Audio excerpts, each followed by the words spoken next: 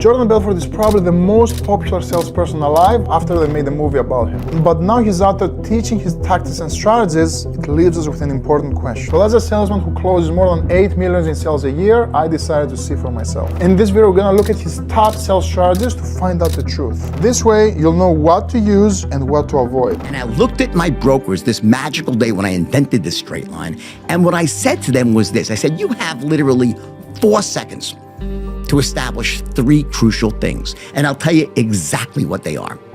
In the first 4 seconds, you must be perceived as being, number 1, sharp as a tack. You're sharp, you're on the ball, you're a born problem solver. You're not gonna waste their time or yours. Number 2, you're enthusiastic as hell. Enthusiastic, what you have must be good. Now, to be clear, I'm not talking about like over-the-top enthusiasm and yelling, oh my God, I'm gonna have this. That's repulsive.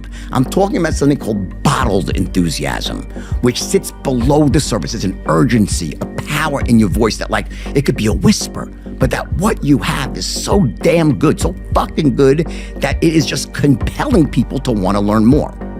So it's sharp as a tack, enthusiastic as hell, and number 3, most important of all, you are an expert in your field. Sharp as a tack, enthusiastic as hell, an expert in your field. So I agree with 2 of the 3 he mentions. I hate anything that has to do with enthusiasm, especially in the beginning of the call. How I view myself is I'm an expert sales professional that's there to help them out. I have 0 reasons to be enthusiastic. Instead, the more enthusiasm I show, even if it's bottled, the more sales resistance I'm creating in their mind. Now, when it comes to sharp as a tack, yes, you need to show them that you're a serious person, you're not fucking around, you're not there to waste their time. And showing up as an expert, yes. And what I have to add there is, if you want to show up as an expert, experts, what are they? They're stoic. They're asking, how can I help? And people are reaching out to them. They're not reaching out to people, pitching ideas or ways to get rich. Let's continue. But there's a lot more to learn because these are just so fucking powerful. They're literally, tonality is like the secret language of influence. In other words, when you use tonality correctly and you say certain words, the person will actually hear additional words that you haven't said. For example, if I say to you, hi, this is Jordan Belfort, calling from XYZ company in New York. How are you today? Jordan is 100% right here. Tonality gives dimension to your questions, to your character, to the way that other people see you and perceive you. And he was one of the first ones to teach these concepts to the world. It's just another salesperson. They know you're a salesperson. They hate your guts, right? They're yelling at their assistant, their secretary. How'd you let this person through the call if they got through the screen, right? They hate you, right? I would never do that. But that's what most cold callers or people that are on the phone do. Hi, watch, it's called declaratives, declarations, sentences. Hi, I'm Jordan Belfort, calling from XYZ company in New York. 3 declarations. How are you today? So, how are you today means... I would advise against this strategy. If you're cold calling, avoid your last name, avoid the company that you're working for, and all of that jazz. The moment you mention these things, in the first 4 seconds, you're dead in the water. You can be certain around your phone call, you can mention, hey, I'm Chris. Don't ask them how they're doing. They know you don't care. They don't care. Get to the point of it. You can say something like this as a cold opener. Hey, this is Chris, complete stranger here. This is a cold call. Would you like to hang up? Or would you like to give me 20 seconds to see if I can help? That's very disarming, that's very upfront, and gives them permission to say, yes, I'm down to talk, you're a funny guy, tell me more. If you use things like, this is my name, this is my company, and you're about to enter the pitch, you will get quickly hung up on. It means you know that I know that you know, that I don't give a fuck how you're doing today. It's just a perfunctory greeting that human beings give. How are you today? Like, I know, let's get that out of the way. I would never do that. So here's what I do is I say, hey, it's Jordan Belfort, calling from XYZ company in New York. How you doing today? And they're like, I say, what? Now, those are called phrasing declarations, phrasing declaratives as questions. Hey, it's Jordan Belfort. They're like, who, what? Do I know Jordan? And suddenly they're saying, do I know Jordan Belfort? And they start searching their memory because you've asked it as a question. From XYZ company? uptone. They're like, what? Do I know XYZ company?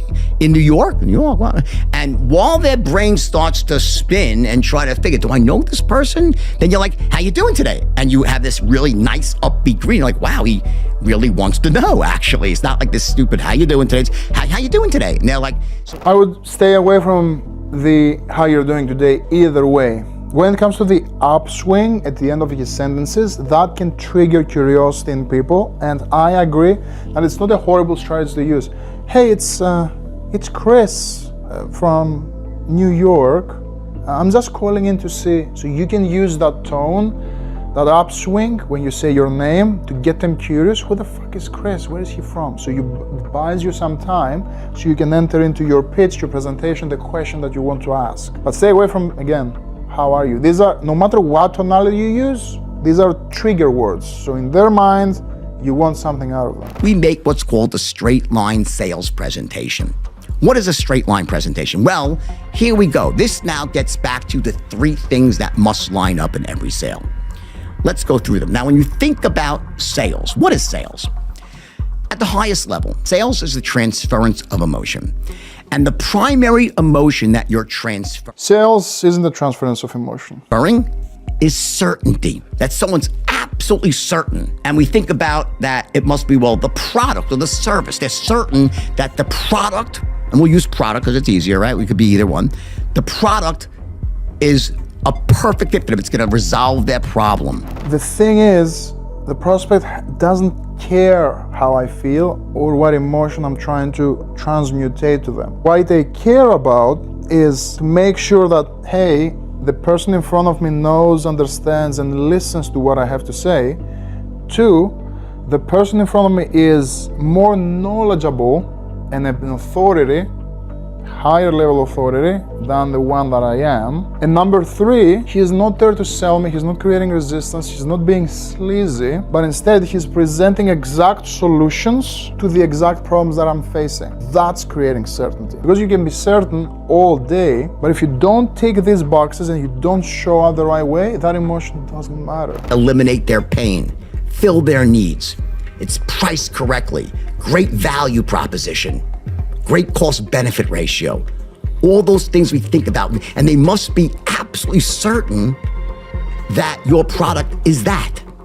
Or else, why would they buy? If they think there's a better solution out there, or it's the wrong solution, they're not gonna buy. That makes sense, right? So when we think about certainty in sales, we think about, well, the product, they must be certain that the product is awesome. It's the best product in class. It's gonna solve their problem, eliminate their pain. So I want you to imagine for a moment a continuum of certainty, a line, a 1 and a 10. A 10 means that they're in a state of absolute certainty. They think your product is the best thing in the world, best thing since sliced bread. A 1 means they think it's the biggest piece of shit ever. They hate it, never would buy it, right? Question, where do you want someone on this scale of certainty when you ask them for the order, which is gonna happen after you make your presentation? You're gonna ask them for the order for the first time. So you make this presentation, then you're gonna transition into your close, and you're gonna tell them exactly in no uncertain terms, here's what I suggest you do, here's what you need to do. Get started with X. I like his first version, I dislike his second version. Here's what I suggest you do is an invitation and a suggestion that you make as the expert. Here's what you need to do is a big no-no, because people don't give a shit about what you say.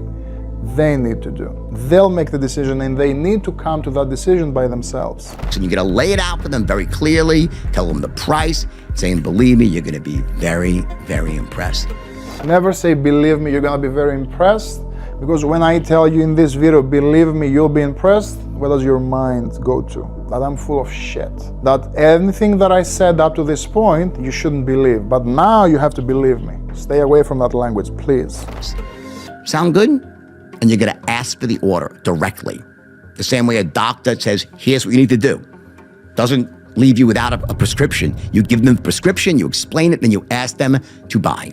Yes, you should always ask them to buy. You invite them for the next step. So here's how Jordan Belfort actually closes. He asks them, does the idea make sense to you, Chris? Prospect says yes. And then he uses this language. Okay, perfect, let's do this. I'll start you off small, we'll see how exactly this works, get you some wins, and then we can take it from there. Once you see how this performs, you'll be thanking yourself for making an impressive move just like this one. Does that sound fair enough? The first thing I dislike about this close is the fair enough language. When we tell people sound fair enough, it's a line that I've heard over and over and over. So this actually triggers resistance right at the close where we need to hear yes. The word fair, especially after the Chris Voss's book, Never Split the Difference, is labeled as a trap word, something people say to manipulate others. So overall, stay away from that terminology, you'll be better off. Also, during that close, Jordan only gives them one way.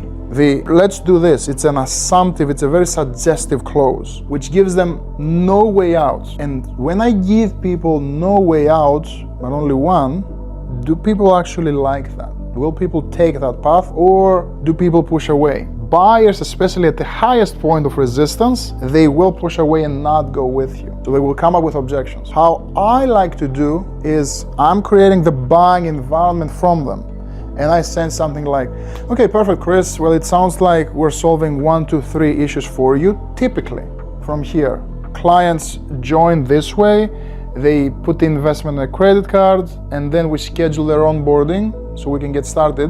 What would be appropriate for you? So I'm setting up the perfect buying environment with all the benefits and everything they get, but at the end, I'm giving them the illusion of choice. So they feel in control while they're making the decision to buy. But if you just rebut an objection, what happens? They'll just switch to a new objection because you haven't solved the real problem. The objection was really a smoke screen.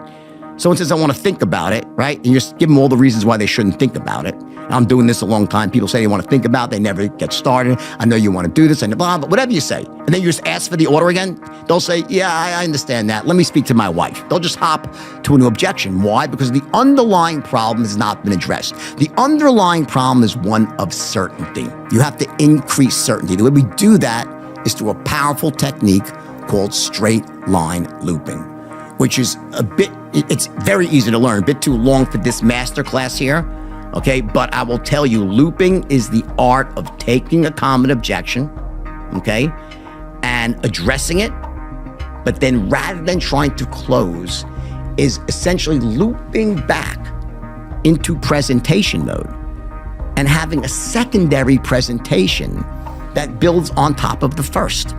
So your first initial presentation focuses mostly on product or the service, right? But it's framing. It's like framing a house. You're not building the whole house. You lay the foundation, you put up the drywalls, right? How looping works is a prospect gives you an objection, you handle the objection, and then you ask for the order again. You find what they're uncertain about, and then you present. I'm not in love with this because it forces you to be a dancing monkey and keep presenting and presenting until you find something they like. I do a form of looping, but instead of looping back into presentation, I loop back to their problem. Because when they give you an objection, what do they give you an objection about? Your solution, right? I need to think about it. I need to speak to my wife. I don't have the money. For what? For your solution, right? So I need to take that thinking, the solution-based thinking, and pivot it into problem-based thinking. So if I get them to think about solving their problems and what's the impact of their problems and how we're gonna fix them, what's going to happen? They're gonna be more motivated to invest. So instead of looping into more presentations where you're just trying to find out what's missing and reselling them, through a question-based approach, ask, probe, clarify, and get clear on what the actual objection is and handle it like a master. 100% of the money. When they tell you, I have this pain, I don't have enough leads, I have low closing rates, my manufacturing facility is at capacity, don't offer the solution then and there, because what's that doing is numbing their pain. They don't feel enough pain for them to take action. You're informing them that yes, there's a solution to this, but then if the price tag you're putting on that solution doesn't quite match their level of pain, you're done. So what we do instead is just like Jordan says very correctly, it's when you find out the pain, you ask them, how long has this been pain going on for? How frequent is that event? What are the effects of that problem? What are the consequences of that problem being unsolved? So that's how you go from a $5 problem to a $5,000 problem. I want you to always remember, surface level problems get paid surface level money. So we always want to probe, clarify, and expand to get them to feel the real pain. It was action threshold dropped. That's how you use pain to close sales. You remind someone, you reintroduce, you ask to say, so what do you think is going to happen in another 6 months? In another, if you don't fix this problem now, how much worse will it get? How much is it going to cost you? How much will it disempower your company, your business, you personally? Make them admit it, and it lowers their actions. It makes them easier to sell to. Those are your 5 core elements. And on some level, the way to explain the straight line is almost like you're a safe cracker, but you're cracking the safe of the human mind. There are 5 numbers in the combination. The first number is the product. They must love the product. Second number, they must trust you. Third number is they have to trust the company behind the product. Fourth is lowering the action threshold. Fifth is the pain threshold. And essentially, when you're moving someone down the straight line, imagine like a professional safe cracker. What are they doing? They're putting their ear to the safe, right? One of those 3-number master combination locks, you pull it down, right? They hear the first click, they spin it the other way, left 23, they hear a click, they go to the other way, right 37, and they pull it down. That's the equivalent. They pull down, that's the equivalent of asking for the order. If it opens, you closed, happy days. But very often it doesn't. So what do? They don't say, oh, the safe is uncrackable. No. They go back to the first number and try again. They always go back to the first number and they rebuild again, and they hear the second. If they get it on the second try, they close on the second attempt. That's what you're doing. You're essentially running these patterns. If it doesn't open, if you ask for the order, they don't buy. It just means you have the combination is not fully figured out. You might have the... One thing I'll push back on is Jordan has the tendency to ask for the sale regardless where the prospect is. So once we do the presentation, we ask for the sale. I would encourage you to never make the offer unless you're certain that that prospect will buy, and I want you to present every time, either way. So what I mean by that is you'll spend a lot more time in discovery and finding out their pain specifically and then presenting. If you don't have an adequate amount of pain built up, don't present. Go back into your questions. You can say even something like this. Chris, you mentioned that leads has been an issue, but it doesn't sound like as big of a deal for you. What else is actually the biggest challenge right now? Can you help me understand? So try to find the biggest problem that they're struggling with. What's present pain right now, not past pain. Past pain is pain that we learn to tolerate. What's burning in their house right now? Find that, probe into that, and only then make the offer. So as we wrap things up, I think Jordan Belfort is or used to be one of the best salespeople on planet Earth.